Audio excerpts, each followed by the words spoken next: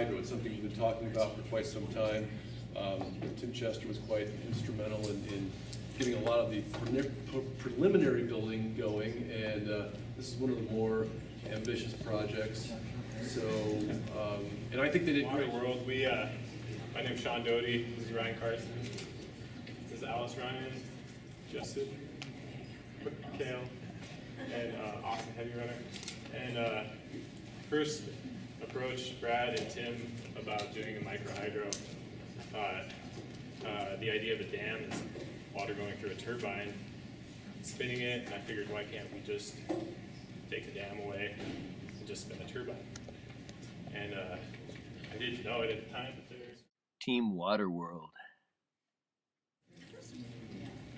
models of these going on right now. This is the largest in the world on the Mississippi River that they're getting ready to build, and this is kind of a commercialized turbine system you can put in an irrigation ditch, or if you got your own creek running through your property, run your water through there. And then this is a paddle wheel system. And so the idea was to compare a paddle wheel system to a turbine system on a small scale. And you might have to just hit that right there. Okay, we're going to the history of the water wheels and stuff like that. They go back thousands of years, and see, in ancient Greek, they were using like windmills and stuff like that to produce like down to mechanical, and then that's where they would kind of use a grinder, and then they would grind like wheat into flour, and so. And then if you go back like just a little bit, 100 years, in 1880, they were producing direct current, and they found out that they could start using that from water. And then just a couple years later, they in Appleton, Wisconsin, that was like the first hydroelectric alternating current AC that they started producing.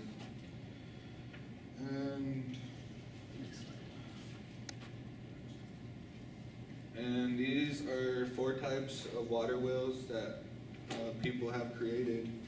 And the first one is a horizontal right here. And you can see it's sideways, and it gets turned sideways. And then the next one is an undershot. And as you can see, the water is going underneath it. And up here we got a breast water wheel. You can also see that where it comes off, like as like where the breast would come off, and the water would come out and produce like the water wheel around. And then for the last one, we have an overshot.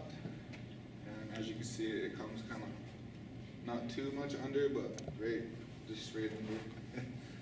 But the one we used for our project was the undershot. And because of that was our location that we had to do. Orange Street Bridge, right underneath it. It was just the flowing river. And as you can see, that's where our site where we tested our water wheel. And right here is explaining the head of, like, in head feet, where the water would drop down and turn it into PSI. Equations coming up, and this is just a list of definitions that, because thanks to Dr. Brad Layton, we sat down with him and came up with our power equation, which most of your water wheel technology was used at the last turn of the century. So a lot of it's in books in the library somewhere far away from here, and it's not readily available anymore like your modern hydro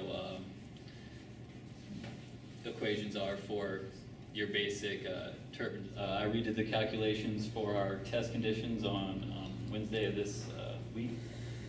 Our water wheel technology had a maximum power of 1,120 watts, and our turbine was a theoretical power at 560 watts. So just to go through here, this stands for the area. So we originally didn't know what size pulley we were going to employ. So we first had to start off at a rough estimate of the RPM. We decided to go with 2 24-inch pulleys. So this one would be our water wheel going to a large going to a small, which at 50 RPM here will give us 600 on D2 and D3, which are on the same secondary shaft, and this D4 is actually the alternator. Anytime you go from big to small in 2 stages to make it any kind of usable RPM.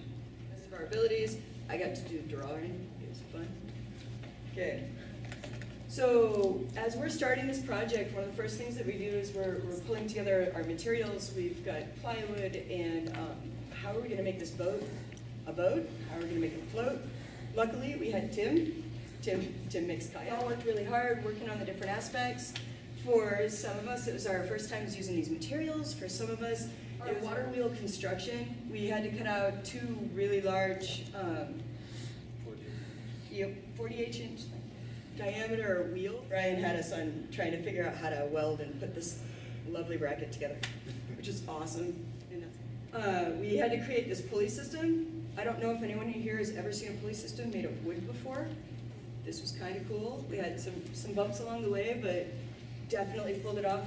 We had to fabricate everything on the boat, kind of, and learn as we go, make things up. And so Ryan went and bought an alternator.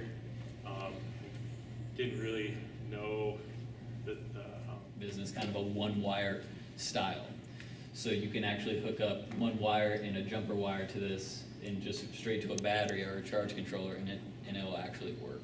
Alright, so the next slide shows it a little easier with this like a schematic view on paper. We're originally going to have the alternator and the trolling motor, so there's 2 here. Switches to allow only one, or technically both, or neither, to have power come through them. They then have their positive and negative going into the charge controller with a fuse, little safety thing pretty much in case it shorts out. Goes out to the battery to charge it, and the dump load, which we also used a little computer fan to run that. From our water wheel turning around through the pulleys and whatever, which eventually made it down to the alternator.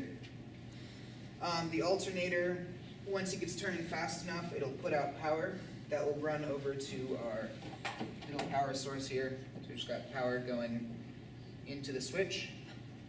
And we're going to use the trolling motor. We didn't have enough time to get that all implemented, but that would have power going into the switch also. They just come in, and then the switches would basically be connected together. One output to select which is being used. This went into the fuse, like I said earlier. Out, down, into the charge controller there. Then after that, we had the battery hooked up to be a battery to charge or save all the power that we were using. And we also had our computer fan. If there's extra power being generated, it'll go down here and cause the computer fan to spin around. Yeah, so we chose this site because of the water depth. Our site 1 was about 18 inches deep with a little bit slower current. When we got down there was actually an island right about here because water level drops. This is our site 2. It was about 48 inches plus. And kind of the gradient, I mean, the idea was if you wanted to implement this technology on a micro or personal level, you can run it on something similar to this around Montana. Kind of all the rivers around Montana have this kind of gradient for the most part. And so yeah, so we just we couldn't drive right down to our site, so we loaded up, took it down to we did a quick test run in the parking lot here to see if it would generate power, and it did. So we got down there, anchored the system up, pushed it off in the current. It had to, we did our first test run. The water wasn't deep enough to grab the wheels and turn them. And so we had the first test run, I kind of pushed it back down and sunk it, and eventually filled it with rocks. Yeah, so this is our water depth, and then this is the river velocity, test 1. This is 1.4 meters per second in the first test area, and 1.8 the second one. And we were able to get about 55 thousandths of a volt. Yeah. Or hundreds of a volt. At the first test site, and then 185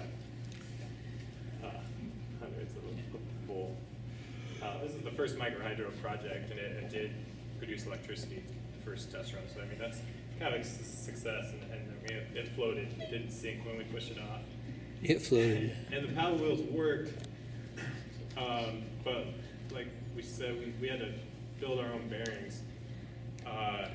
And so the friction to even get this, that we had to overcome to even get these paddles spinning, we manually had to go out and rotate the paddle and pulley. You're spending that much for an industrial, specifically made pulley. You can use bicycle tires or wheels, kind of find the right size. And then, of course, I mean, pretty much have to have the bearings, because the friction bearings that we made it took too much force to overcome the friction to start the thing up. And then tilting the angles of paddles could catch the current in different ways, and possibly getting a real DC generator would have made a big improvement for the whole project. And some pictures of Wally having Mickey Mouse ears right there. Yeah. And like we said, Tim Chester helped us a lot with planning in the early stages. Before the Practicum even started, we sat down with Tim, spent quite a few hours working with him and Brad, and Wally checked a lot of things over, and John took all the photos and videos of it. So. And Raquel really stepped in with a lot of how to work as a team, how to do this thing together, and just kind of keeping her eye open that everybody kind of got a chance and a way to be in it, which is exactly what teachers do. And thank you, and we'll open it up to questions. Just gonna get out of here, and then when you start getting the water, here we go. Oh, man, we can tell you what, unless you, oh, never mind. PG here. CG.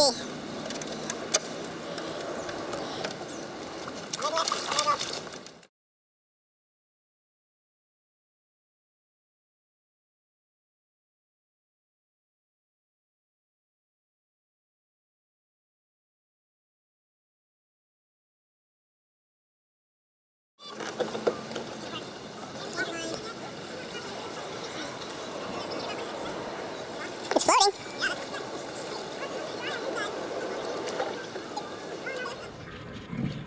What do you think, Austin? Pull up the drawbridge here, lads. It's just like a Lego board, but creative. Needs to be deeper. If we got deeper, get drops. But I mean, if we get deeper water, we got it. It's working right now. Sweet, now we got the draft. We got the draft. How many bags have you seen? So right now, I'd say we got two tenths of a volt. We got 2/10 of a volt. Or two thirds. What are the heights of your paddles? Looks like about 12 inches. We got 8 inches of depth and 0.2 volts. And how many? Yes. 0.02 in RPM for us. Yeah, let's go. Okay. Seconds to go around. 16 seconds for 1 RPM on the big wheels. 1 rotation.